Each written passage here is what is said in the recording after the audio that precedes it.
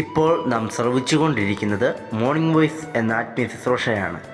ഇന്ന് ദൈവവചനത്തിൽ നിന്നും കർത്താവിൻ്റെ ദാസൻ ഷനു സാമുവേൽ അടൂർ ധ്യാനചിന്തകൾ പങ്കുവയ്ക്കുന്നു. പ്രാർത്ഥനയോടെ ശ്രവിച്ചാൽ.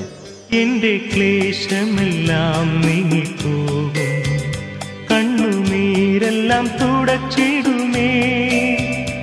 അവൻ രാജാവായി വാനിൽ വെളിപ്പെടുമ്പോൾ ഞാൻ അവനിടം പറന്നുയരും. അവൻ രാജാവായി വാനിൽ വെളിപ്പെടുമ്പോൾ ഞാൻ അവനിടം പറന്നുയരും. മോർണിംഗ് വോയിസിൻ്റെ എല്ലാ കുടുംബാംഗങ്ങൾക്കും ഒരിക്കൽ കൂടെ കർത്താവും രക്ഷിതാവുമായ യേശു ക്രിസ്തുവിൻ്റെ ധന്യനാമത്തിലുള്ള സ്നേഹവന്ദനത്തെ അറിയിക്കുന്നു. ലോകമെമ്പാടും ക്രിസ്തുമസ് ആഘോഷിക്കുന്ന ദിവസമാണ് ഇന്ന്. യേശു ക്രിസ്തുവിൻ്റെ ജനനത്തെ വിവിധ നിലകളിലാണ് ആളുകൾ ആഘോഷമാക്കുന്നത്. എന്നാൽ വാസ്തവത്തിൽ ദൈവവചനം പരിശോധിക്കുമ്പോഴാണ് യേശുക്രിസ്തുവിൻ്റെ ജനനത്തിൻ്റെ മഹത്വം മനസ്സിലാക്കുവാനായിട്ട് കഴിയുന്നത്. ഒന്ന് രണ്ട് വേദഭാഗങ്ങൾ ഒന്ന് ഉദ്ധരിക്കാൻ ആഗ്രഹിക്കുന്നു. യെശയ്യാ പ്രവചനം 7-ാം അധ്യായം അതിൻ്റെ 14-ാമത്തെ വാക്യം. നാം അവിടെ ഇങ്ങനെയാണ് വായിക്കുന്നത്: അതുകൊണ്ട് കർത്താവ് തന്നെ നിങ്ങൾക്ക് ഒരടയാളം തരും, കന്യക ഗർഭിണിയായി ഒരു മകനെ പ്രസവിക്കും, അവന് ഇമ്മാനുവേൽ എന്ന് പേർ വിളിക്കും. ഇതേ വാക്യത്തെ തന്നെ മത്തായിയുടെ സുവിശേഷം 1-ാം അധ്യായത്തിൽ ഉദ്ധരിച്ച് രേഖപ്പെടുത്തിയിട്ടുണ്ട്. 1-ാം അധ്യായത്തിൻ്റെ 22-ാം വാക്യം: കന്യക ഗർഭിണിയായ ഒരു മകനെ പ്രസവിക്കും, അവന് ദൈവം നമ്മോടുകൂടെ എന്നർത്ഥമുള്ള ഇമ്മാനുവേൽ എന്ന് വിളിക്കും എന്ന് കർത്താവ് പ്രവാചകന്മാർ മുഖാന്തരം അരുളി ചെയ്തത് നിവൃത്തിയാകുവാൻ ഇതൊക്കെയും സംഭവിച്ചു. മത്തായിയുടെ സുവിശേഷത്തിൽ ഏകദേശം 50-ലധികം വാക്യങ്ങൾ പഴയ നിയമത്തിൽ നിന്ന് ഉദ്ധരിച്ചിട്ടുണ്ട്. അതിലൊരു ഭാഗമാണ് യേശുക്രിസ്തുവിൻ്റെ ജനനത്തോട് ബന്ധപ്പെട്ട് നമുക്ക് കാണുവാനായിട്ട് കഴിയുന്നത്. യേശുക്രിസ്തുവിൻ്റെ ജനനം എപ്രകാരമായിരിക്കും, ജീവിതം എപ്രകാരമായിരിക്കും, മരണം എപ്രകാരമായിരിക്കും എന്നുള്ളത് പഴയ നിയമ പ്രവചനങ്ങളിൽ രേഖപ്പെടുത്തിയിരിക്കുന്നത് പുതിയ നിയമത്തിൽ നിവൃത്തിയായതായിട്ട് നമുക്ക് കാണാൻ കഴിയുന്നുണ്ട്. അങ്ങനെ ഒരു പ്രവചന നിവൃത്തിയാണ് ഉദ്ധരിച്ച വാക്യത്തിലും കാണാൻ കഴിയുന്നത്. യേശുക്രിസ്തുവിന്റെ ജനനത്തോടുള്ള ബന്ധത്തിൽ ജനനത്തിന് ഏകദേശം 750-ൽ പരം വർഷങ്ങൾക്ക് മുൻപ് യെശയ്യാവ് എന്ന ദാർശികൻ ആത്മാവിൽ ദർശിച്ച അനുഗ്രഹീതമായ ദർശനമാണ് കന്യക ഗർഭിണിയായി ഒരു മകനെ പ്രസവിക്കും, അവന് ഇമ്മാനുവേൽ എന്നർത്ഥം, ദൈവം നമ്മോട് കൂടെ. വാസ്തവത്തിൽ യേശുക്രിസ്തുവിന്റെ ജനനം എന്ന് പറയുന്നത് മനുഷ്യനോടുകൂടെയുള്ള ദൈവത്തിന്റെ ഒരു പദ്ധതിയാണ്. അതാണ് യേശുക്രിസ്തുവിന്റെ ജനനത്തിന്റെ ഏറ്റവും മഹത്തരമായ ഒരു വസ്തുത. പിതാവായ ദൈവം മാനവജാതിയെ രക്ഷിക്കുവാൻ വേണ്ടി ഒരുക്കിയ ഒരു രക്ഷാപദ്ധതി, അത് കർത്താവായ യേശുക്രിസ്തുവിലൂടെയാണ് നിവൃത്തിയാകുന്നത് എന്ന് കാണുവാനായിട്ട് കഴിയുന്നുണ്ട്. യേശുക്രിസ്തുവിന്റെ ജനനത്തോട് ബന്ധപ്പെട്ട് മനസ്സിലാക്കാൻ കഴിയുന്നത് ദൈവം നമ്മോട് കൂടെ, ദൈവം മനുഷ്യരോട് കൂടെ. ഒന്നും കൂടെ വ്യക്തമായി മനസ്സിലാക്കുകയാണെങ്കിൽ ദൈവം എന്നോടും നിങ്ങളോടും കൂടെ. നമുക്ക് ചിന്തിക്കുവാൻ കഴിയുന്നതിനപ്പുറമായ ഒരു യാഥാർത്ഥ്യമാണത്. വലിയവനായ ദൈവം മനുഷ്യ രൂപമെടുത്ത് കന്യകയിലൂടെ പരിശുദ്ധാത്മാവിനാൽ ഗർഭസ്ഥിതമായി ഒരു ശിശുവായി അവനിയിൽ പിറന്നു. അതാണ് യേശുക്രിസ്തുവിന്റെ ജനനത്തിന്റെ പ്രത്യേകത. അങ്ങനെ യേശുക്രിസ്തുവിന്റെ ജനനത്തിന്റെ മഹത്വം എന്ന് പറയുന്നത് ദൈവം നമ്മോട് കൂടെ, മനുഷ്യരോടുകൂടെ. എന്തിനു വേണ്ടിയാണ് കർത്താവായ യേശുക്രിസ്തു മനുഷ്യരോടുകൂടെ അല്ലെങ്കിൽ ഒരു ശിശുവായി ജനിച്ചത്? നമുക്കറിയാം, മനുഷ്യരെല്ലാം ദൈവത്തിന്റെ കൽപ്പന ലംഘിച്ച് പാപം ചെയ്ത് ദൈവത്തിൽ നിന്ന് അകന്നു പോയിരുന്നു. അങ്ങനെ അകന്നുപോയ മനുഷ്യൻ പാപത്തിന്റെ ശമ്പളമായ മരണത്തിന്, നരകത്തിന് വിധിക്കപ്പെട്ടവനായിരുന്നു.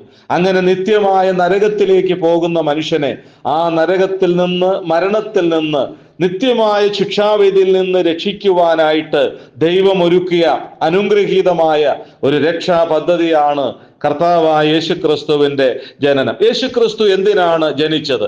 കേവലം ഈ ഭൂമിയിൽ നമ്മെ പോലെ കുറെ നാൾ ജീവിക്കാൻ വേണ്ടിയല്ല. യേശുക്രിസ്തുവിന്റെ ജനനത്തിന്റെ ആത്യന്തികമായ ലക്ഷ്യം എന്ന് പറയുന്നത് നമ്മുടെ പാപത്തിന് പരിഹാരം വരുത്തുവാൻ കാൽവറിയിലെ ക്രൂശിൽ മരിക്കുക എന്നുള്ളതിന് വേണ്ടിയാണ്. നമ്മുടെ പാപപരിഹാരത്തിനായിട്ട് ദൈവത്തിന്റെ പദ്ധതി അതായിരുന്നു. അങ്ങനെ കർത്താവായ യേശുക്രിസ്തു ഈ ഭൂമിയിലേക്ക് ജനിച്ച് താൻ ജീവിച്ച് അതിനുശേഷം കാൽവറിയിലെ ക്രൂശിൽ മരിച്ച് അടക്കപ്പെട്ട് സ്വർഗാരോഹണം ചെയ്ത് ഇന്നും നമുക്കായി ജീവിക്കുന്നു. ഇന്നും പിതാവിന്റെ സന്നിധിയിൽ നമുക്കായിട്ട് ജീവിക്കുന്നു. അതുകൊണ്ട് കേവലം യേശുക്രിസ്തുവിന്റെ ജനനം മാത്രം ഒരാഘോഷമാക്കി തള്ളിക്കളയുവാൻ ദൈവവചനം അനുവദിക്കുന്നില്ല.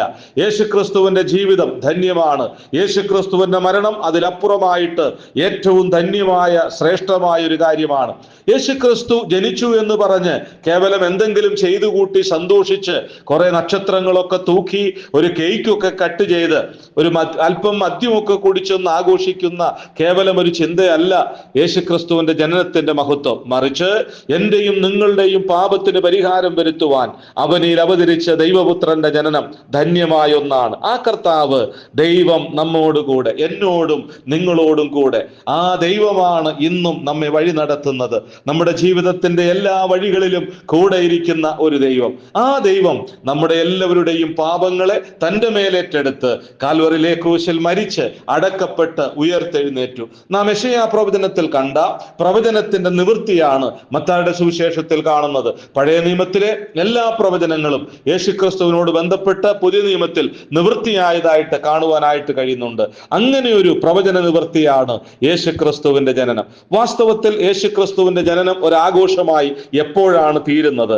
യേശുക്രിസ്തു എനിക്ക് വേണ്ടിയാണ് ജനിച്ചതെന്നും യേശുക്രിസ്തുവിന്റെ ജീവിതം എനിക്ക് മാതൃകയാണെന്നും യേശുക്രിസ്തുവിന്റെ മരണം എന്റെ പാപത്തിന് പരിഹാരമാണെന്നും ആരൊക്കെ വ്യക്തിപരമായി അംഗീകരിച്ച് അത് വിശ്വസിക്കുന്നുവോ, മാത്രമല്ല യേശുക്രിസ്തു എന്റെ പാപത്തിനാണ് കാൽവരിയിലെ ക്രൂശിൽ മരിച്ചതെന്നും അടക്കപ്പെട്ട് ഉയർത്തെഴുന്നേറ്റത് എനിക്ക് വേണ്ടിയാണെന്നും ഈ കർത്താവ് ഇന്നും ജീവിക്കുന്നത് എനിക്ക് വേണ്ടിയാണെന്നും ആരൊക്കെ വ്യക്തിപരമായി ചിന്തിക്കുന്നുവോ, ഏറ്റെടുക്കുന്നുവോ, അവർക്കാണ് യേശുക്രിസ്തുവിന്റെ ജനനം ഏറ്റവും ധന്യമായി തീരുന്നത്.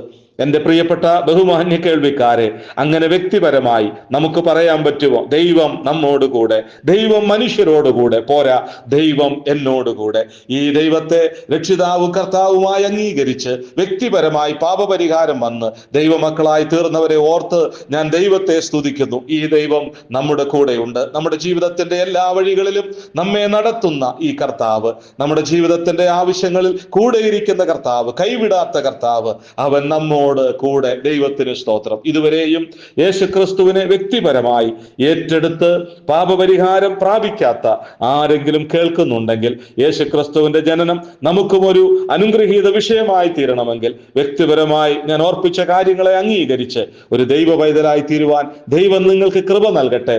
എല്ലാ അനുഗ്രഹങ്ങളും ഈ അനുഗ്രഹീതമായ ദിവസം ദൈവം നൽകട്ടെ എന്ന് ആഗ്രഹിച്ചുകൊണ്ട്, ആശംസിച്ചുകൊണ്ട്, പ്രാർത്ഥിച്ചുകൊണ്ട് എൻ്റെ വാക്കുകൾക്ക് വിരാമം കുറിക്കുന്നു. ദൈവമേവരെയും അനുഗ്രഹിക്കട്ടെ. ദൈവനാമം മഹത്വപ്പെടട്ടെ. ആമേൻ. എന്റെ യേശുവിനിക്കു നല്ലവൻ, അവൻ എന്നെന്നും മതിയായവൻ. ആപത്തിൽ രോഗത്തിൽ വൻ പ്രയാസങ്ങളിൽ മനമേ